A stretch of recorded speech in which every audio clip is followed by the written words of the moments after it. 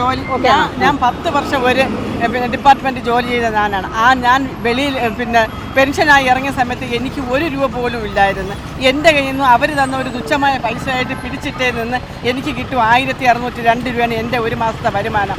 ഈ ഒരു മന്ത്രിയായി കഴിഞ്ഞാൽ അവർക്ക് കിട്ടുന്നത് അവരെ ആയിട്ട് ഒരാൾ കയറി കഴിഞ്ഞാൽ അവർക്ക് ആജീവനാന്തം പെൻഷനുമായി ഇറങ്ങുമ്പോൾ അവർക്ക് 10-25 ലക്ഷം രൂപ കൊടുക്കാൻ സർക്കാരിനുണ്ട്. ഇത്രയും അവർക്ക് യാതൊരു ജോലിയില്ല, അവർ സുഖിച്ചാണ് അതിൽ ജീവിച്ച് പോണത്. ഇത്രയും കഷ്ടപ്പെടാൻ നമുക്ക് അവർക്ക് 10 രൂപ തരാനായിട്ടില്ല. നമ്മളെ ആവശ്യങ്ങൾ പറയുമ്പോൾ അവർ നമ്മളെ ചവിറ്റുകൂട്ടയിടും കണക്കാണ് അവർ പെരുമാറുന്നത്. നമ്മളിനി എങ്ങനെ ജീവിക്കണം? ഈ 60 വയസ്സായ നമ്മളെ ഏത് സ്ഥലത്ത് ജോലിക്കെടുക്കും? ഇതൊന്നുമില്ല.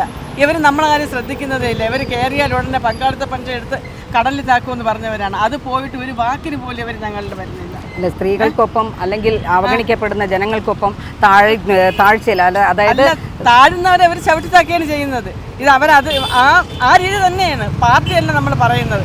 നമുക്ക് ജീവിക്കാനുള്ള ഒരു വരുമാനം അണികൾ അതിലുള്ള പല നേതാക്കന്മാരും കാണിക്കുന്നതാണ്. നമ്മളെന്തെങ്കിലും പറഞ്ഞു കഴിഞ്ഞാൽ അവർ നമ്മളെ അടിച്ചമർത്തി വെക്കും കണക്കാണ് സംസാരിക്കുന്നത്. അത് കണക്ക് തന്നെ സർവീസ് ചെയ്യുന്ന സംഘടനക്കാർ വന്നു കഴിഞ്ഞാൽ പിടിച്ചു നിർത്തിയാണ് നമ്മളെ നിന്ന് കാശ് വാങ്ങിച്ചുകൊണ്ട് പോകുന്നത്. ഞാൻ എതിർക്കും. എൻ്റെ ഡിപ്പാർട്ട്മെൻറ്റിൽ എൻ്റെ കൂടെ ഉള്ളവർക്കെല്ലാം പേടി. സ്ഥലം മാറ്റുമൊന്നുമില്ല. നമ്മൾ സ്ഥലം മാറ്റുന്നെങ്കിൽ എന്നെ അച്ചൻകോവിലാക്കുമെന്ന് പറഞ്ഞു. ഞാൻ പറഞ്ഞു അച്ചൻകോവിലല്ല, ഏത് കോവിലാക്കിയാലും എനിക്കൊരു തൊഴിൽ കിട്ടിയാണ് ഞാനത് ചെയ്യാൻ ബാധ്യസ്ഥരാണ്. എവിടെയാണെങ്കിലും എന്ന് വെച്ചാൽ എൻ്റെ കുടുംബം എനിക്ക് പുലർത്തണം. എൻ്റെ കുഞ്ഞിന് 5 വയസ്സുള്ളപ്പോൾ എൻ്റെ ഭർത്താവ് മരിച്ചാണ്. 2 പിള്ളേരാണ്. ആ 2 പിള്ളേരെ വളർത്തണമെങ്കിൽ ഞാൻ എന്ത് കഷ്ടപ്പെടണമെന്നുള്ള മേഡം ഒന്ന് ആലോചിച്ച് നോക്ക്. വേറെ ഒന്നും ചിന്തിക്കണ്ട. നമ്മുടെ ജീവിതം അത് നമുക്ക് പറയാൻ പറ്റത്തില്ല മേഡം. പറയുമ്പോൾ നല്ല നമ്മളെ നെഞ്ച് പൊട്ടിപ്പോവുകയാണ് ചെയ്യണം. ഇന്ന് നമ്മുടെ സഹോദരങ്ങൾ സഹിതം പറയണത് കാശ് കണ്ട് മതിമറന്നിരിക്കുന്നതെന്ന്. പെൻഷനായി ഇറങ്ങിയപ്പോൾ 10-50 ലക്ഷം രൂപയായിട്ട് ഇറങ്ങിയെന്നാണ് ഞങ്ങളെ വീട്ടുകാർ പറയുന്നത്.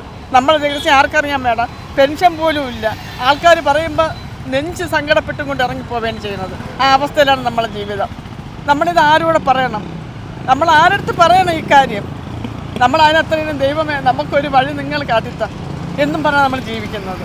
ഇതൊക്കെ സർക്കാർ കാണുന്നില്ല. സർക്കാർ ഞങ്ങളെ കുറിച്ച് ഒന്നും കാണുന്നില്ല. സർക്കാർ ഗുണ്ടായുസത്തിന് മാത്രം എന്ത് രീതി പറഞ്ഞിട്ടാണ് ഇനി 3ാം തുടർ ഭരണം ആവശ്യപ്പെടുന്നത്? അതാണ്. അല്ല, ഇനി ഇവര് കയറുമെന്നുള്ള യാതൊരു ഇതും വേണ്ട. ഞാൻ എൻ്റെ വീട്ടിലുള്ളത് എല്ലാത്തും പറഞ്ഞിട്ടുണ്ട് വോട്ട് പോലും ഇടാൻ ചെല്ലരുതെന്ന്. ഞാൻ എൻ്റെ വീട്ടിൽ പറഞ്ഞിട്ടുണ്ട്. എൻ്റെ മോളെ കൊണ്ട് ഞാൻ ഇപ്രാവശ്യം വോട്ട് ഇടിയിച്ചിട്ടില്ല. എൻ്റെ മോൻ ഞങ്ങൾ അവിടെ നിന്ന് ഒരു കൊച്ചിന് വേണ്ടിയിട്ട് പഞ്ചായത്ത് ഇലക്ഷന് വേണ്ടിയിട്ട് വ്യക്തിയെ നോക്കി വോട്ടിട്ട്. അതുകൊണ്ട് ഇനി ഒരു കാരണവശാലും സത്യം പറഞ്ഞാൽ മേഡം ഞാൻ വോട്ടിടില്ല. പരസ്യമായിട്ട് ഞാൻ പറയണേ.